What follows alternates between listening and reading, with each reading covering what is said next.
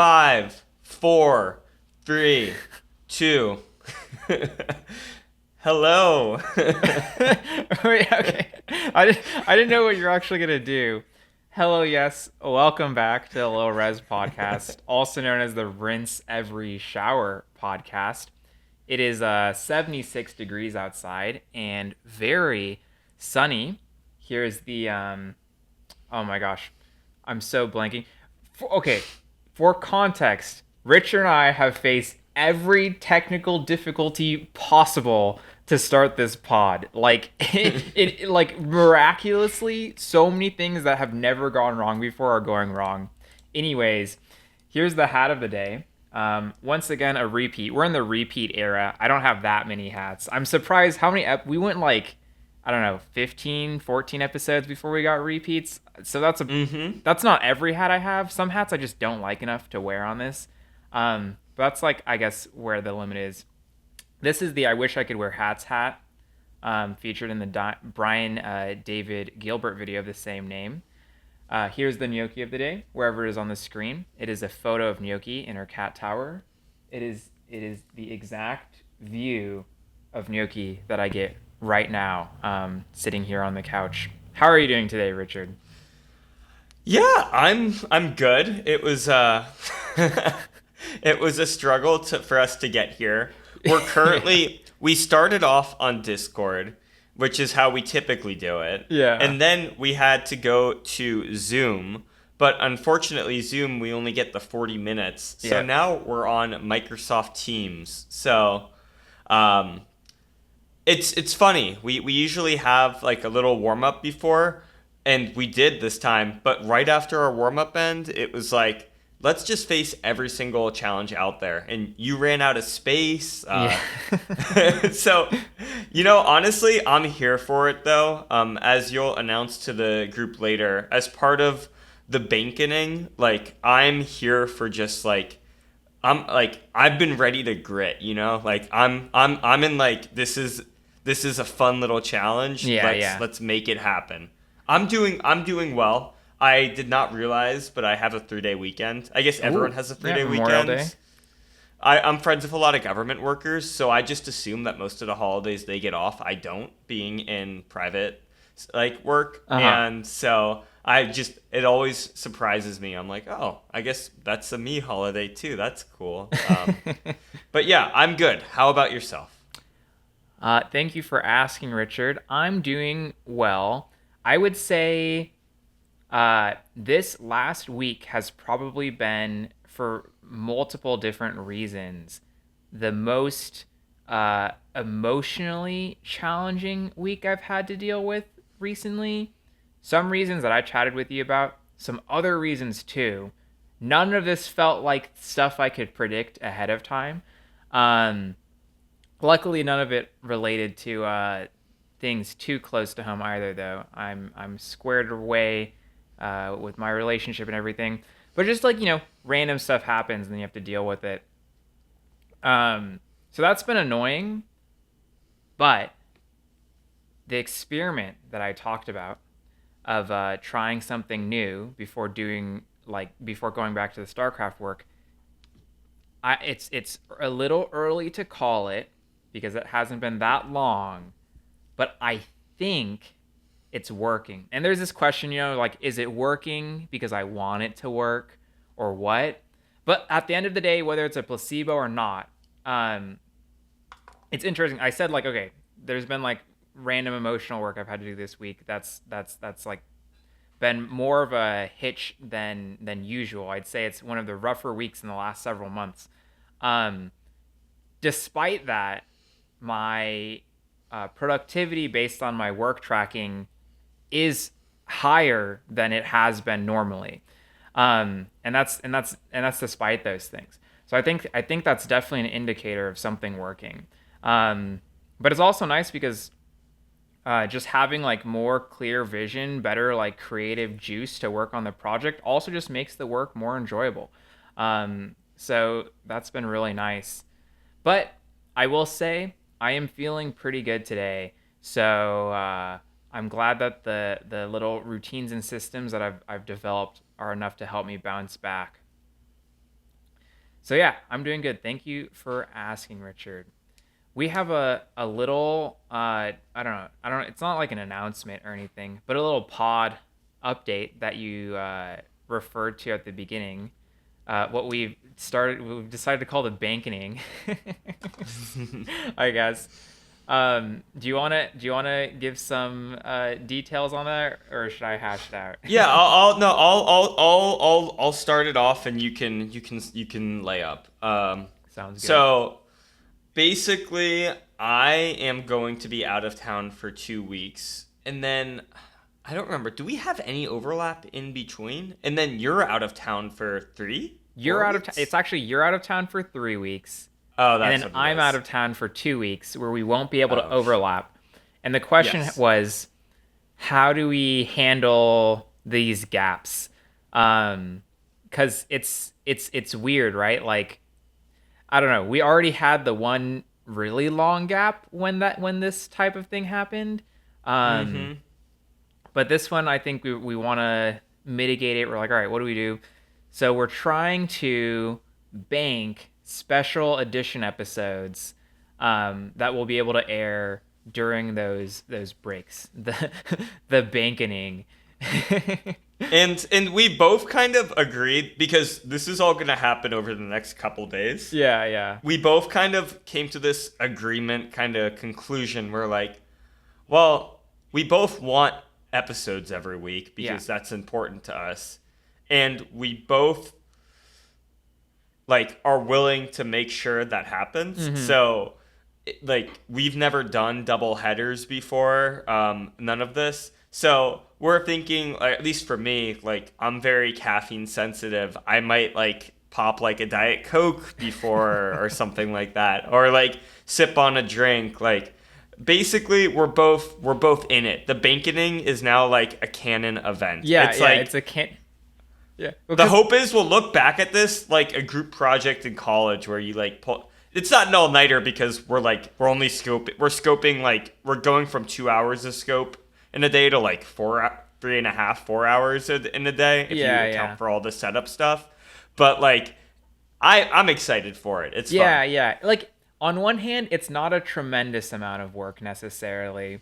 On the other hand, it is like 2 times as much work as we normally do. And not that the pod's a labor, but we have everyone has time as a limited resource. And so it's been interesting trying to figure out like how are we going to manage our time for this. And I think it's also an interesting limit testing exercise and like, all right, how do we feel of doing like 2 pods in a row?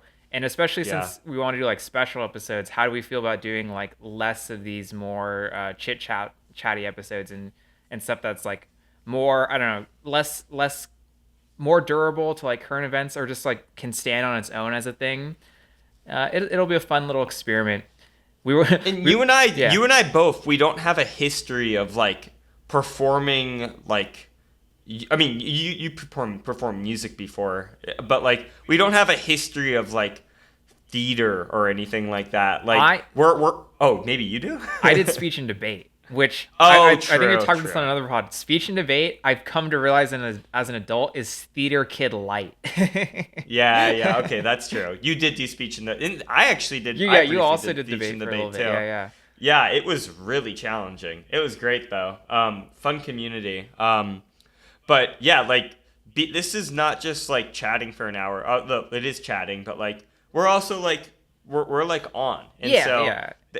You just yeah, have to be cognizant of the fact that there's like a camera rolling and everything. Like, I don't feel a lot of pressure. I feel pretty chill. We're like, I'm familiar with you and everything, but I mean, I think in our normal conversations, there's probably moments where there are lulls and stuff that, like, I'm not like thinking about it constantly, but it's like I think in the back of your head, like you're saying, yeah, you're on. So like you just feel like you gotta keep things going, gotta keep the ball rolling. Um, it's been interesting to go through that experience with doing the pod and stuff because we've talked about it. Like, doing the pod definitely feels like reps, and that's part of the reason why I wanted to start doing it too, was to get more comfortable being on camera for longer, doing more off the cuff, impromptu style delivery of presenting and stuff. Because, people talk about podcasts being lazy and whatnot, and they are. I get it. Like, you are ultimately at the end of the day, it's not like anything close to other types of output. But you also do it consistent. If you're doing it consistently every week, like that also adds up too. I mean, Anyways, oh yeah, there's a reason why people like them. Like, there's a literal the podcast app comes standard with the iPhone, yeah, yeah, right? yeah, Like, I mean, it's just it's just a medium that is now just a part of our society. yeah, yeah, yeah. um, So yeah, that's the meta stuff for the episode. I guess strategically, it's weird to talk I'm saying, oh, that's the meta stuff, and then I'm bringing up another meta topic. Strategically, we probably should do the easier to digest stuff up front, and then do the other stuff later.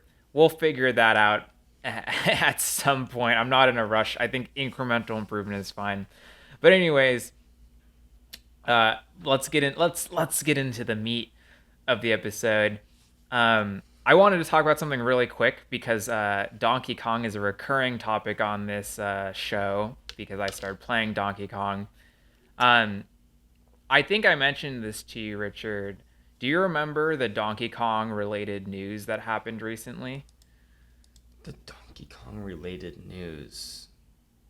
I don't actually think I do. I might need a refresh. Yeah, yeah. All right, all right. We'll give you the refresher. Quick one for the Donkey Kong enjoyers out there. So last weekend was the Melee Major, GOML, all just Smash Major in general. Short for Get on My Level. I believe it's what's the East? Oh, Toronto. I believe it's in Toronto. Hmm. Um, so big Melee tournament, and something crazy happened at this tournament. Cody Schwab, formerly known as IBDW, currently the number one Melee player in the world. It's official. That's what his rank is. Um, he lost. I don't remember what round. It was in like top 96 or something, like really early in the bracket. He lost a best of five set to a Donkey Kong. And not just a Donkey Kong, an unranked Donkey Kong. There are three Donkey Kongs currently ranked in the top 100, I believe. Yeah, Quang, Akir, Junebug. Um, this guy, he was playing under the tag Bing, which I later learned was a way to memorialize a tournament organizer had passed away Aw. a while back in like 2016 or something. He helped organize the GOML tournament, so he was like, I'm gonna rep this guy as my tag for the. This is the 10th GOML, so it's the 10th anniversary of the tournament series. But his usual tag is Die. He's a player who's been around for a while. I've seen bits of him here or there. At some point, I guess he switched to Donkey Kong, and he beat the number one player in the world. It was an upset with a seed factor of 11, which, if you don't know what that means, it basically means that if you think of the bands in terms of like of skill, each time someone makes an upset, that's one magnitude of a band. So like if the number four player beats the number one player, that would be like an upset factor of I think one or two. An upset Mm-hmm. factor of of 11 is quite possibly literally one of the biggest upsets in a Melee major to have ever happened. um, It's like in March Madness when like a 16th seed has it, never beaten a it is first seed, but literally like it it is did literally happen. the equivalent of a 16 seed beating a first seed in March Madness, and those are best of one games. Yeah. Oh, that's true. Yeah, they had multiple rounds. That's Yeah, yeah. crazy. That Yeah, it's best of yeah. five in Melee once you get out of the pools. So, it's interesting because immediately the downplaying on Twitter begun. People going, well, Donkey Kong is a grappler character. He's a powerhouse, so if he gets his combos going, he will kill any player, no matter how good they are. But also, it's fucking Donkey Kong, guys. He is literally in the bottom 50% of the tier list in a top tier heavy game. It was funny to see people chat about it. Well, also like if they're making these arguments, it's like Well, then why doesn't everyone play Donkey Kong for the Yeah, chance at exactly. upsetting like the best player? You Yeah. know, like Yeah. it's And it's almost certain that Cody was kind of playing off, you know? And he definitely doesn't practice against Donkey Kong either, so you can always kind of have that factor there. But I mean, how's his relationship with his girlfriend? I'm assuming it's going well. And the reason why I bring Yeah, that yeah, up is yeah. wait, can you explain the lore behind that So or the whatever? lore is Cody Schwab has been a top player for several years now. For like the past 5 years, he's kind of been a top player on the rise. But his breakout when he really started looking like a contender, someone who could win tournaments, and let me be clear for people who don't follow Melee, being able to win a tournament is incredibly hard. I believe if you look in the last 10 years, the total number of people who have won a tournament is it's somewhere between 10 to 15 people have ever won a major tournament in the last 10 years. It's just good players very consistently beat worse players in Melee. But anyways, once Cody really started having his breakout wins and stuff, he himself directly attributed a lot of his success to just getting a girlfriend. And there's more to it too. He talks about how his girlfriend, like she's like a psychologist or something, or like she has some kind of like mental health training expertise, something along those lines. And he said like he helped her kind of develop like his mind palace and whatnot. I don't think that's the exact words he used, but you know, the things you need as a competitor to stay focused and calm, she like helped him build that out and stuff. But Yeah. the, She's the interior decorator to yeah, his yeah. mind palace. But for a while the lore was just like, oh yeah, top players, just get a girlfriend. Like because It's the simple, improvement five was head. stark, and he was citing her a lot. There was a this is crass, but there was a Twitch clip of him. I don't even know if I want to bring it up, but I will. There's a Twitch clip of him that top player Plup reacted to. It's a clip of Plup watching the clip where this is so gross. It's not gross. It's crass. That's the best way I can put it. It's crass. He basically he just tells a story where like somebody called him right after he came and his girlfriend, and the way he delivers this story is very matter of fact because this was during his girlfriend arc where I guess he felt very empowered about talking about his relationship. Right, right. And everyone was like, Cody, we are so happy for you. That's maybe a little TMI. Just a little bit, yeah. um yeah, but That's where like the meme like we get it, you have sex, like yeah, is yeah, appropriate. very. I have sex. I don't wanna harp on him too much or anything, but I can't explain it without the full context because with the full context, it's still a little hard to stomach, but it's more understandable. Um, but yeah, DK updates. DK looking good. I hope we start getting to a point where players are really forced to respect DK as a character. Because if people have to spend time prepping for a mid tier, I think that is a win in in and of itself. Yeah. And it also will start making, I don't know, if you spend more of your energy, because these players only have a fixed amount of time. Yeah, If exactly. someone like DK becomes a threat, or like if not even a threat, but even just a distraction, it opens up space in the meta for other people to get Yeah. better at characters that aren't being prepared for, and we start to see some shifts, and that's the beauty of metas. Yeah, yeah. No, it really is. Yeah, the DKs are colonizing the minds of the top players. He's It's living great. rent free in Cody's brain right now. Yeah, it's great too because DK is such he's a glass cannon, right? You can fuck him up so easily, but he can fuck you up so hard. And I think it really, if you get fucked up by a DK, you're just like in your head, it probably, like people get like neural pathways get carved harder, like the stronger the emotions that are attached to them. And so DKs aren't traumatizing players, but I think they're definitely leaving an impact. For sure. Oh, I love it. I love Yeah. it. Um, But yeah. I think one last point here. When I started playing Melee, the first like 10 years, or I guess like yeah, for a long time when I was playing Melee, just the common folk knowledge was always that low tier, mid tier characters, they just really are not very good. Um, and I think with like the ability for players to play online and stuff now, and just people playing more Melee now than they have ever been, you're really seeing Donkey Kong is really leading the pack, but all the bottom tiers and the mid tiers are seeing these gains that just were never expected in the past. And more you're being forced to respect these characters that people thought were just completely irrelevant for so long. Um, it's been really awesome. DK plus rep. Let's go. Dude, yeah. Plus rep to DK.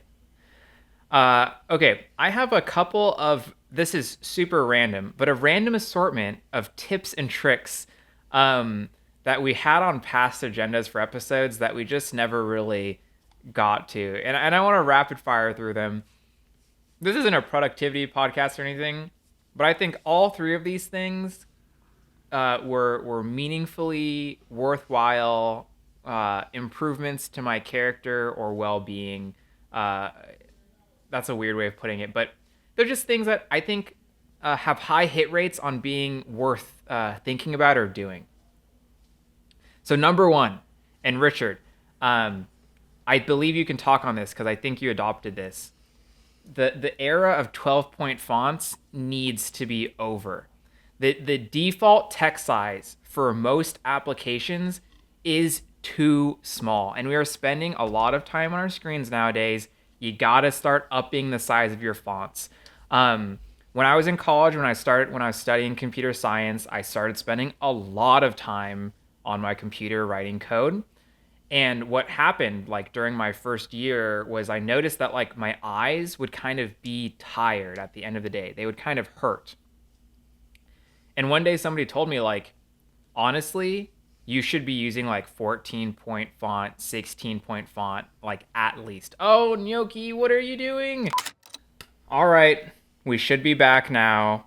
Gnocchi walked on the laptop, immediately closed the call that we were using to talk to each other, among some other things. But we're good. What was I just talking about, Richard? 12-point font. 12-point font. Uh, yeah, Your eyes really basically, hurt after the day. yeah. My eyes hurt. I changed my font to be bigger. I immediately could feel the effects of it. It had a very noticeable effect on my eye strain. Yeah, you Richard, you started doing this too, I believe.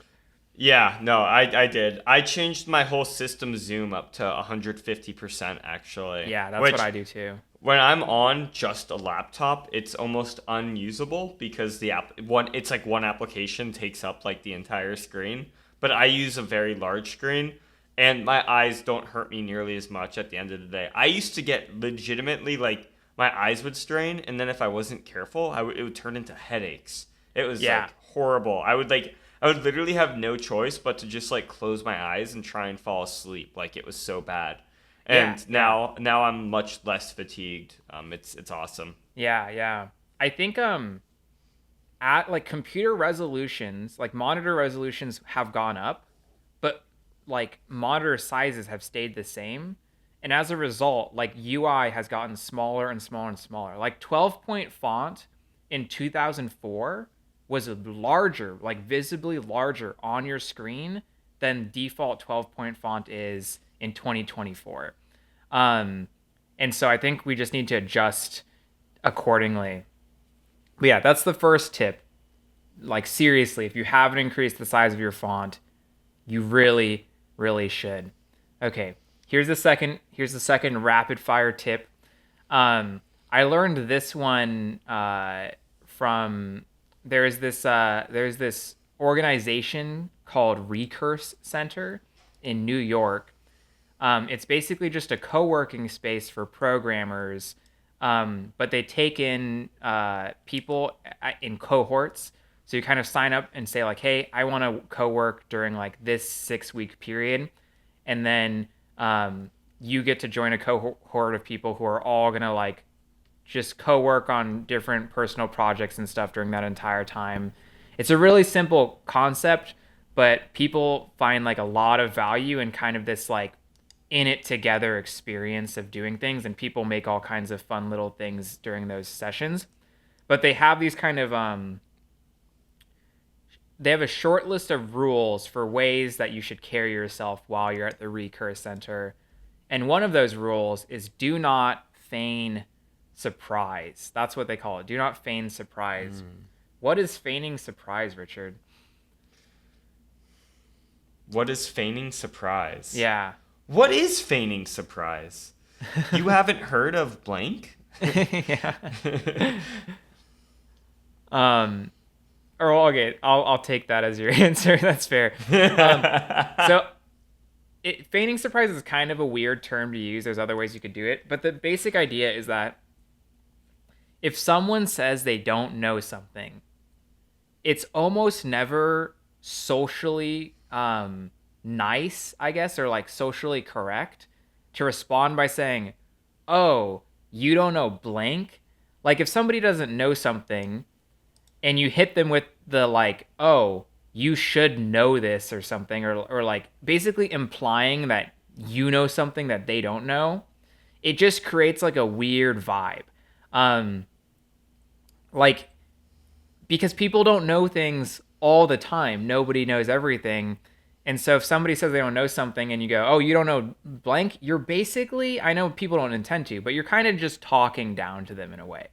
Um, and I used to do this a lot. I definitely did. I think I still do it sometimes. But ever since I heard that, I've always tried to avoid feigning surprise because I don't think much good can come of it. I can't really think of a situation where saying that instead of just telling the person what the thing is, results in like a good experience. Especially, this is particular when you're talking to people who you don't have a strong relationship, a strong existing relationship already.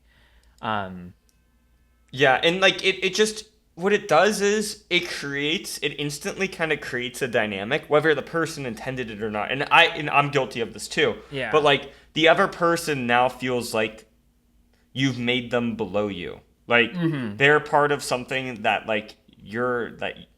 that they should have known or they're in.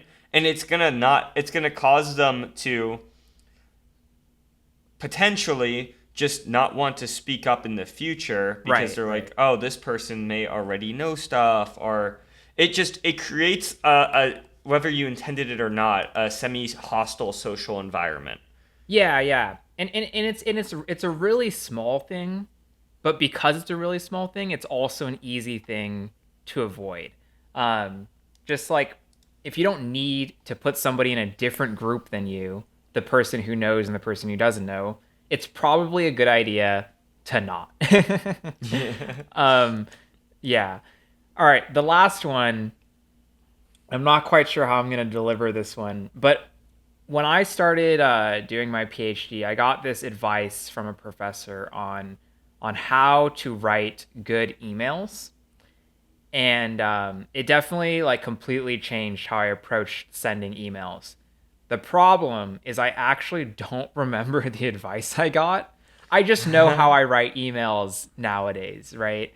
Um, Here's what I think the key idea is when you send an email to somebody, and let's be clear, this is like in a more professional business setting. Obviously, there's a plenty of different ways you send emails. Don't apply this to like emailing your grandparents or something. Um, but typically, when you're sending somebody an email, you're asking something of them, and so everything you do in the email should be in service of making it as easy as possible for that person to complete the request. And so there's a couple of like different things that come with that. But for one, it's keep your email as short as you can. I'm sure a lot of people have heard this at this point, but like if it doesn't need to be in the email, if it doesn't have anything to do, or if it doesn't directly contribute to making easy for the person to respond to your request, don't include it at all. Um, Put the thing you're asking of that person as early up in the email as you can. I always try and make the action I want the person to do after reading my email to be the as close to the first sentence as I can. If it can be the first sentence, I'll put it there. Sometimes you have to introduce yourself, give some context first. So I'll do that. But immediately after that, I say, this is what I'm asking of you. And sometimes I will even just straight up bold that shit. I will put it in bold so that when you open the email, that's the first thing you see. This is what I want from you. Um, and the other thing is what is it? What is it? The other thing is make it easy to request, easy to respond to. Um, Gosh, there is another thing that I do, but I'll just say the last thing. Mm-hmm. You should almost always bump emails. Um, like if someone doesn't respond after a week, you should default to bumping the email and getting it back at the top of their inbox. Mm. I used to be scared of doing this because I didn't want to bother people. I didn't want to annoy people. I have had zero instances ever where somebody responded to a bump with being annoyed. I've only gotten two types of responses, which is no response at all. Fine. Sometimes that happens, especially if it's like a cold email or something. Or the person just responds immediately after the bump. I have even had multiple instances where I was literally thanked for bumping the email because the person basically said, thank you for reducing the cognitive load of me having to remember this by bumping it for me.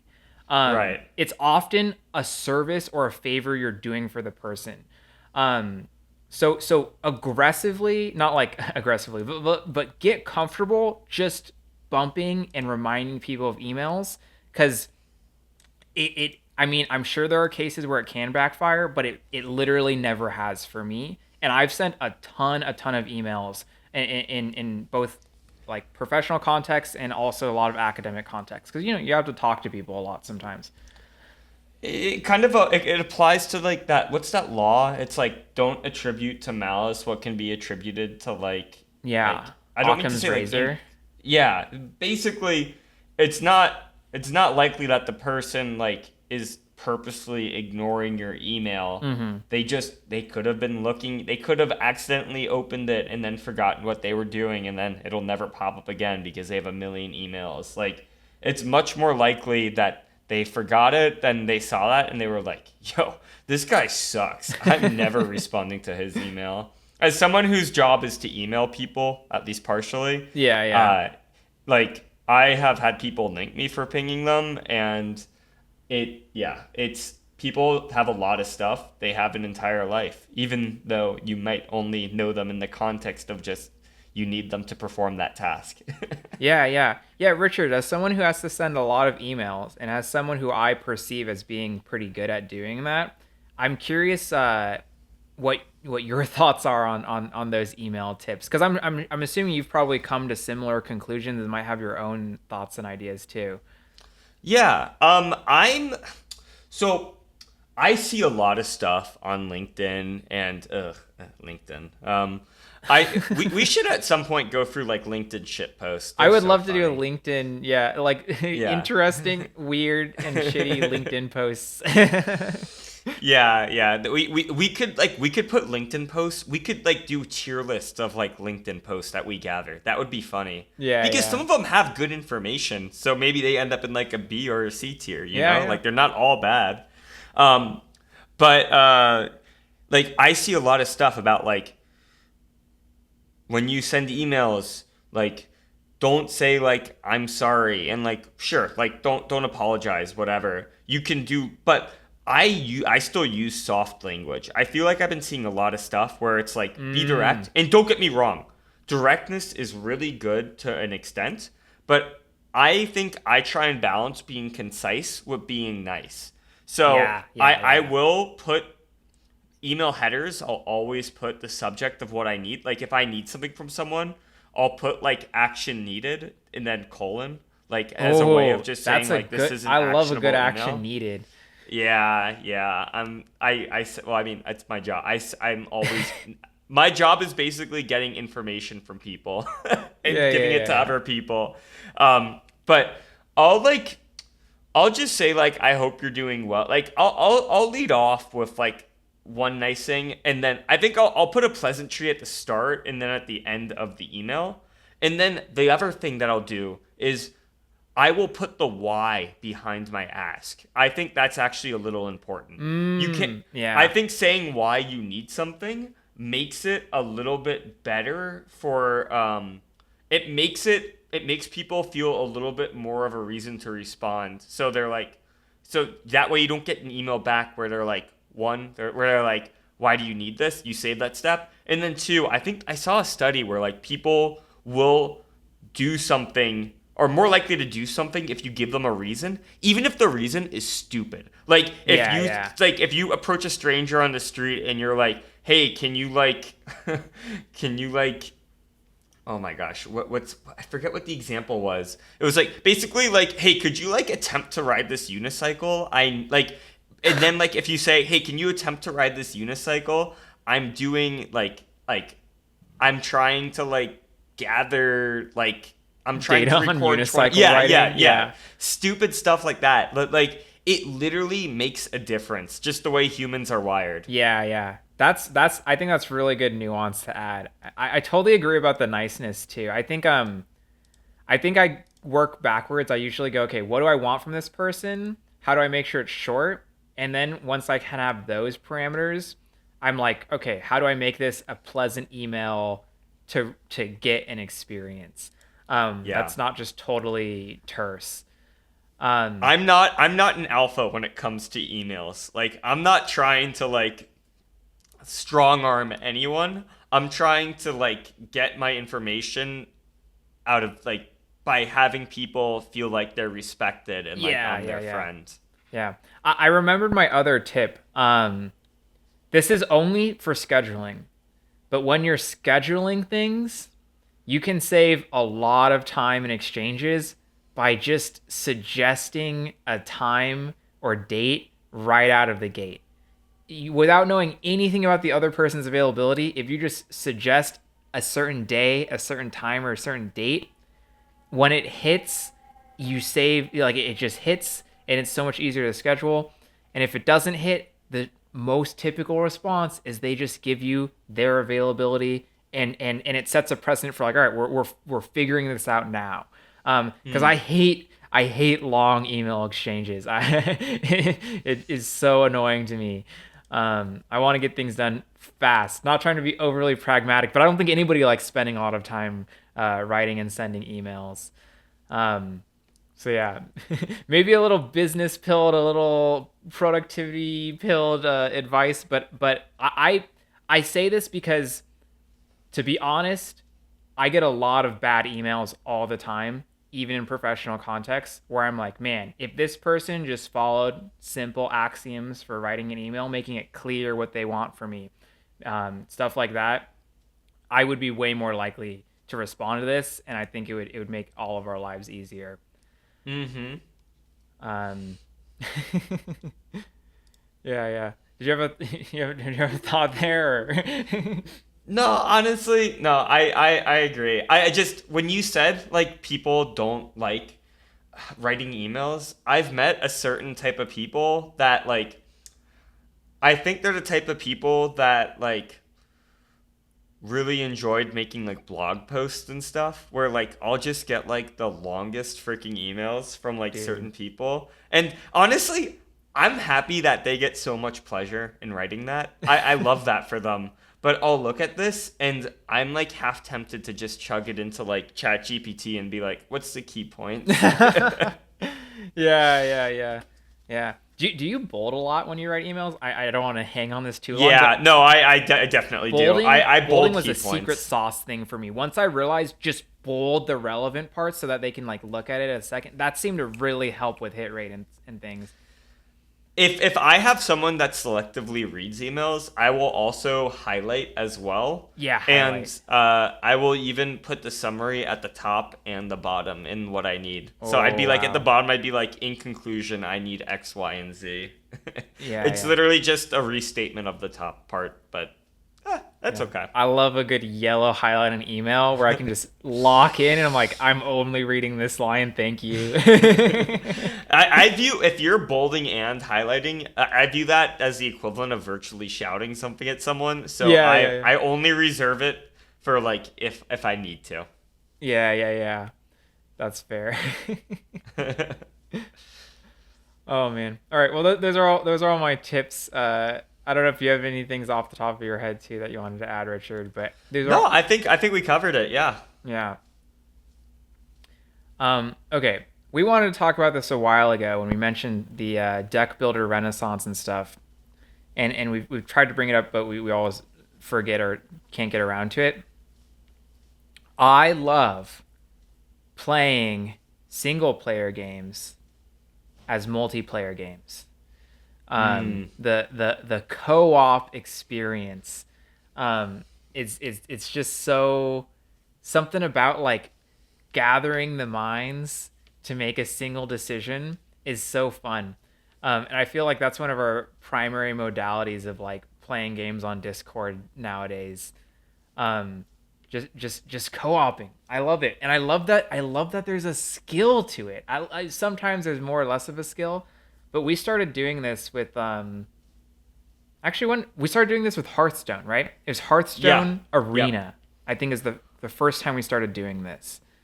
Well, we kind of started doing it even earlier with like KOL and Neopets, honestly. Like Yeah, I yeah. mean, we've always been very sharing and just like I don't know how to describe it. We've been always been very collaborative with our games. Mm-hmm. Like I have many memories of when we were younger at like a sleepover at a friend's house. Like three of us huddled around a computer screen. Like it was like our TV basically. Yeah, yeah. Yeah, and then you have one person running the show and everybody else giving their thoughts and opinions. I I feel like what really streamlined our co-op experience was playing Hearthstone Battlegrounds, the auto battler. Um we got very refined in how we collaborated with that. Uh cuz there's the timer, right? There's the timer that restricts how much time you can spend deliberating and talking. And then there's the APM component of like needing to get all of your like needing to execute on the plan you just came up with. Because sometimes in Hearthstone Battlegrounds, you have to move a lot of cards around, you have to target a lot of things all in one turn. And balancing like, okay, what can we communicate to each other during this time, and how do we give the person who's controlling the mouse enough time and headway to make a decision. Like I always thought it was so interesting, like we call it the pilot, right? We always have the person who's controlling the game, the pilot. The pilot Mm-hmm. has a weird job where they have to make executive decisions sometimes, where it's like, all right, I don't think we have enough time in this discourse, I have to cut this conversation short, I'm going to pick a decision and just run with it because we need to commit to something before the clock runs out.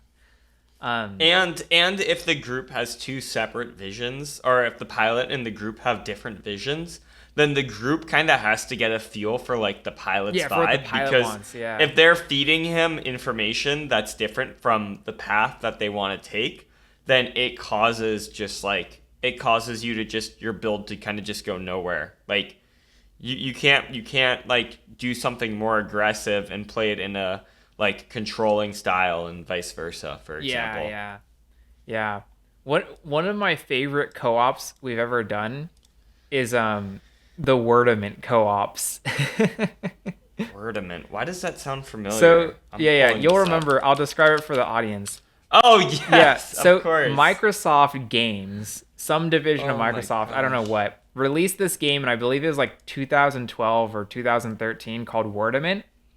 You're given a 4x4 grid of letters, and the goal of the game is to connect adjacent letters to each other in a sequence in order to spell out as many different words as you can. So if there's a cluster of like R, E, A, and D, you could obviously write like read, but you could also probably write deer.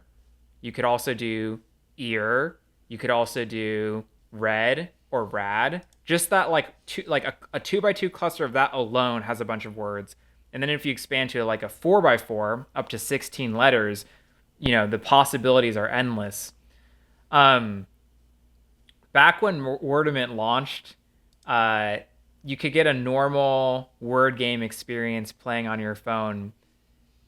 10 years later, the Wordament servers are still online though.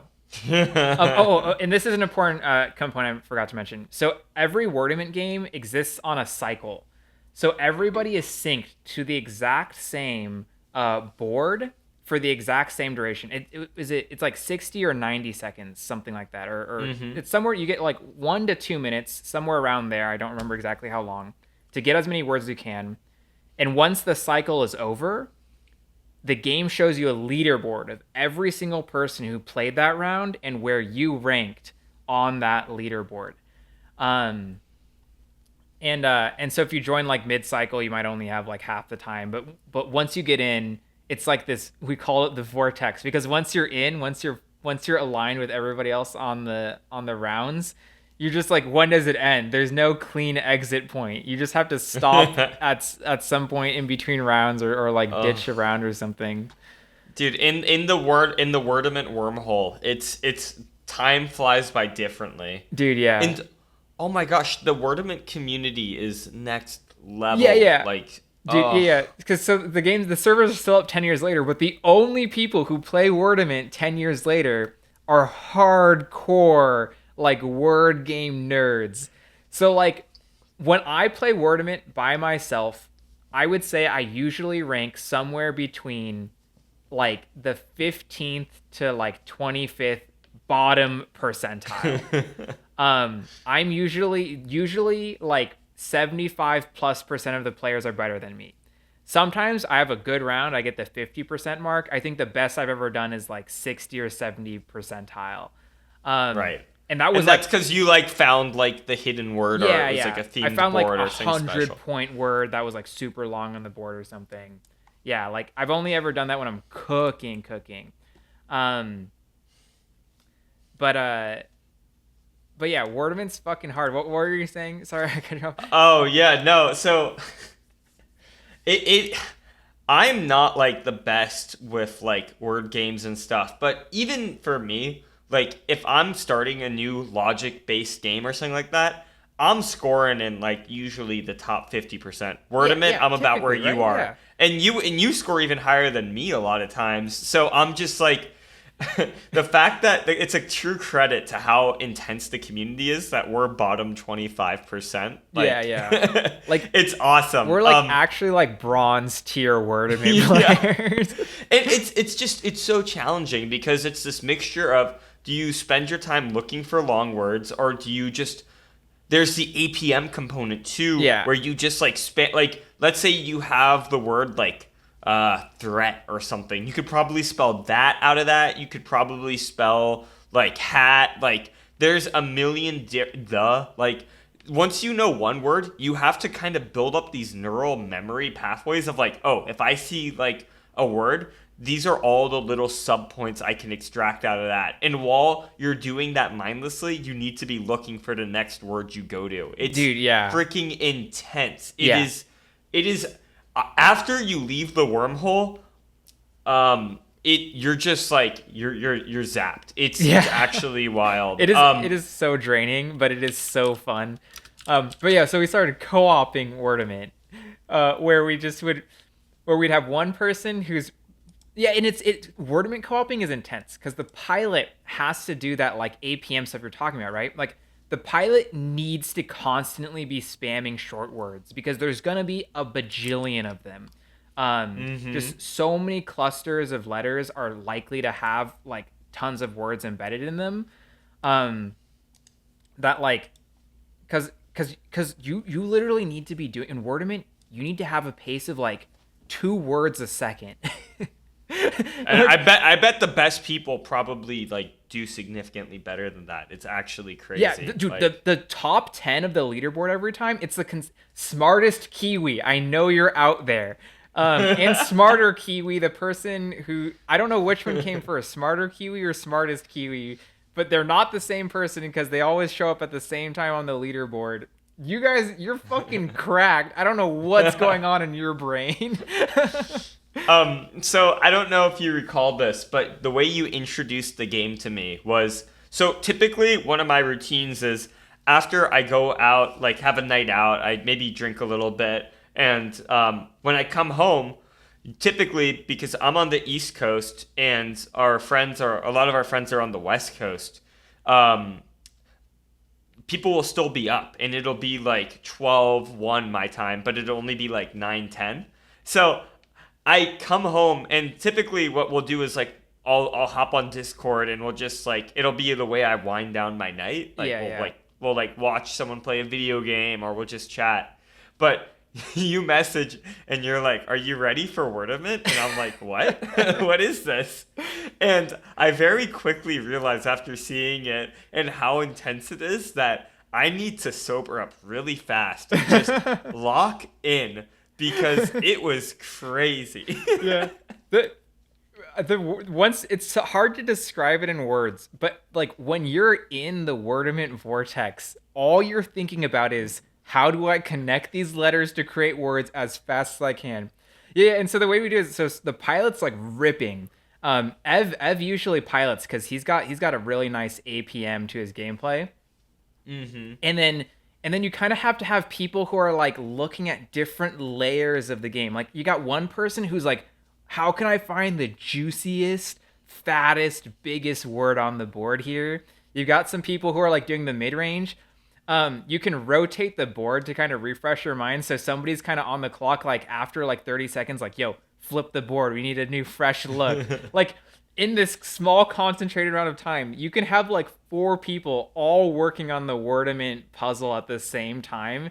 And how you communicate the information too is important because you're at this pace that's like you can't just describe exactly what it is. You need to like give context clues like you're like, oh, like smart bottom right or something. Like you gotta communicate what's going on.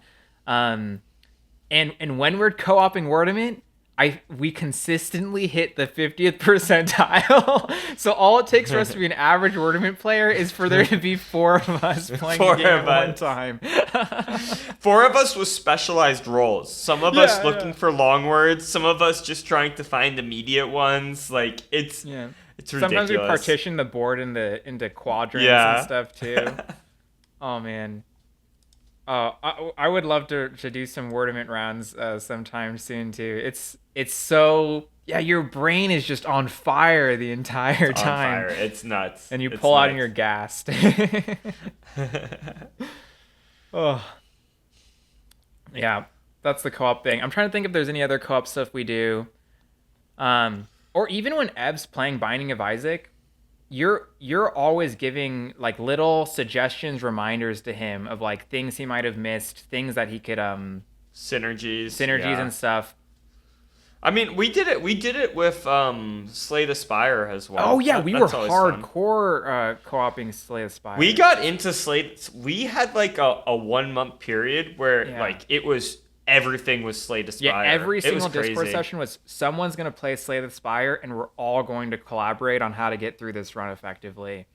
And then there was Super Auto Pets, but that one didn't last quite as long. That was more like a couple week thing. I think. Sap is just more chill.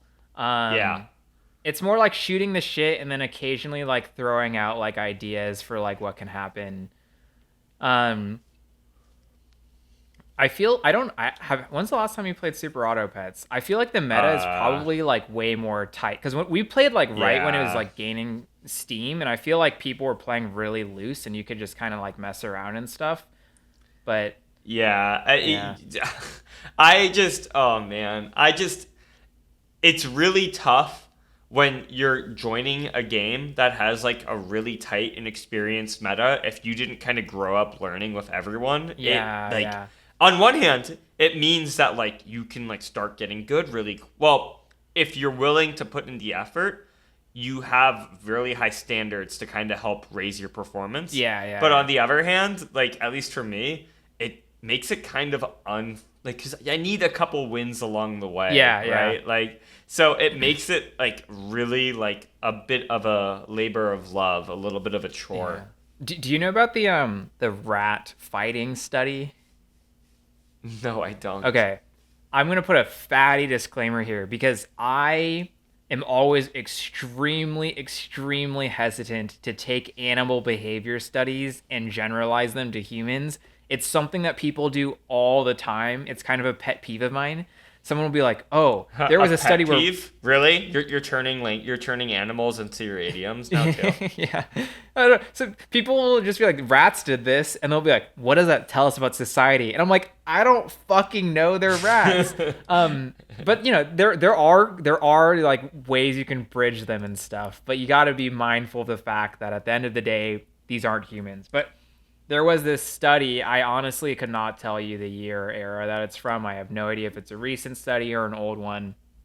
This is a very in passing thing. Um, but apparently, there was a study where they observed rats play fighting with each other.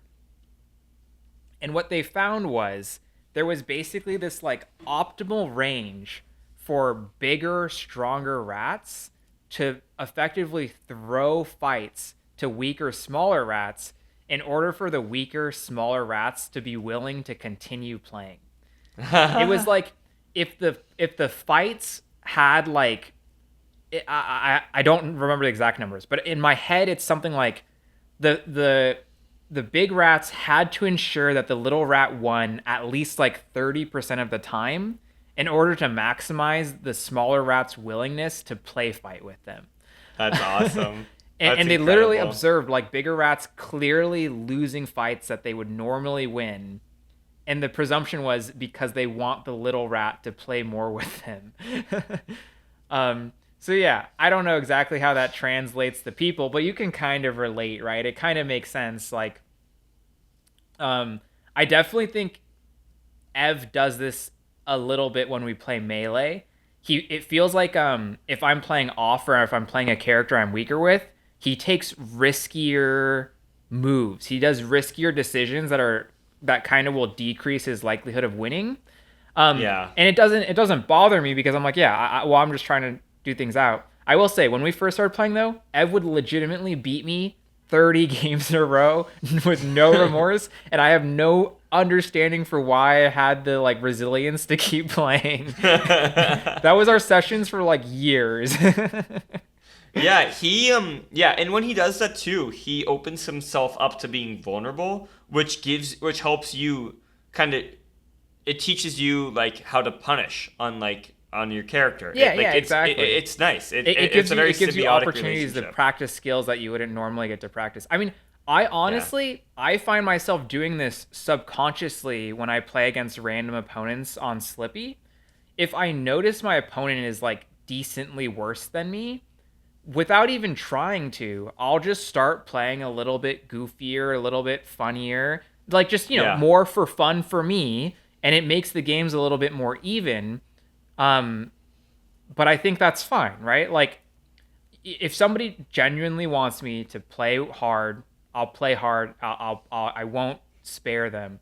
Um, but if we're just playing a friendly session, if the goal is effectively to just have fun or at least just get some melee in, play some melee, I'm not. I'm gonna tune to what feels socially appropriate. Yeah, no, it's like if you go dancing, it's like if you have a dancing partner and like they're not as good of a dancer as you, if you just do like all this ballroom and like fancy techniques all over them, they're not going to be able to reciprocate. The real joy will come from you matching them at their level and doing more simple dances so you can participate and share in that dance together. Yeah, yeah, yeah. I feel like I feel like competitive integrity is often really, really overstated in activities that involve some form of competition. Because at the end of the day, I feel like what always draws people to being willing to continue to engage in that activity in the first place is they just want to compete against another person who's also trying to win, but not in a way that makes everybody feel shitty. Mm-hmm. Yep. um, yeah.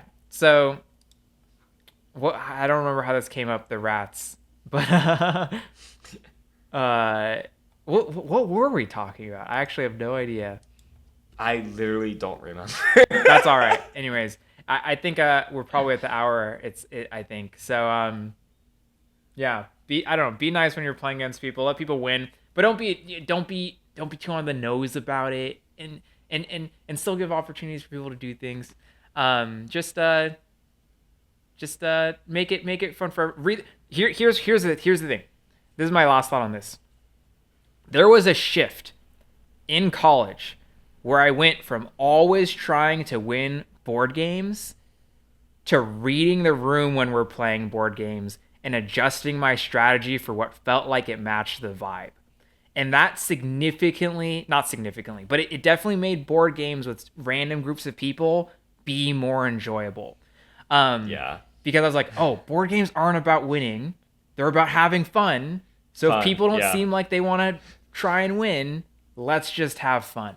Um, Apply that to everywhere it feels appropriate, I guess, is my takeaway. For me, I could anyway. talk. I could talk for like 15 minutes at least about all the silliness I've seen from people that can't read the room and like what ensues. It's like, bro, Yeah, you're posting cringe. Like, it's yeah. just a game. Like, oh my gosh.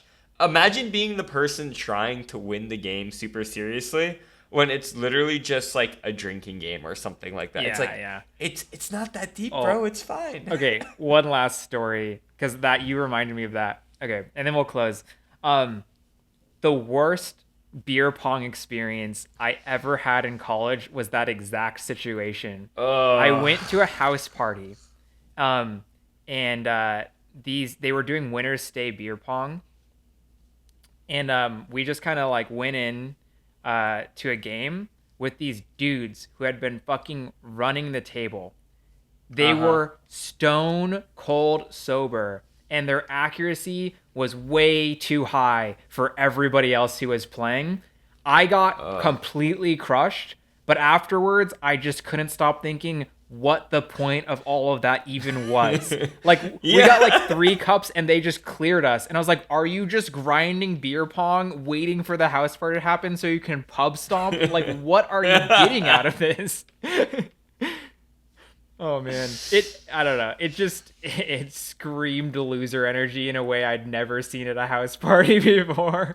I've literally been in games of beer pong where I see like it where if it comes down to like the last cup and for whatever reason we're just not landing it, I've literally just been like, are you guys cool if we just like call it here? Is this fine? Yeah, Like, yeah, I don't yeah. want to be here anymore. I'm not enjoying myself. And like, for whatever, I just want to like chat with people. And now I'm at a table. Yeah, yeah.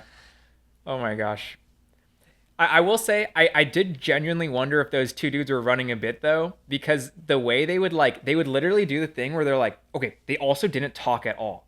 That's super weird. It's weird to play beer pong That's against so weird. opponents who are silent and don't like So banter. weird. Like they were It's shitting a on us. They could have social at least game. shit talked. That would have been fun. Yeah. But they would do this thing instead where they're like, you know, when you're like in competitive sports, when like they're in between rounds and the partners kind of like lean into each other, like, you know, they're like chatting like off to the side. They were doing Yeah. that stuff. Like they were like Oh, strategizing in between throws, to the point that it almost felt like cartoonish and comical. So maybe it was like a joke, but I don't know. It wasn't that funny. Um, that's yeah. ridiculous. Anyways, that's the end of the episode. Thanks for joining us, viewers, and as always, goodbye. No. Goodbye. No.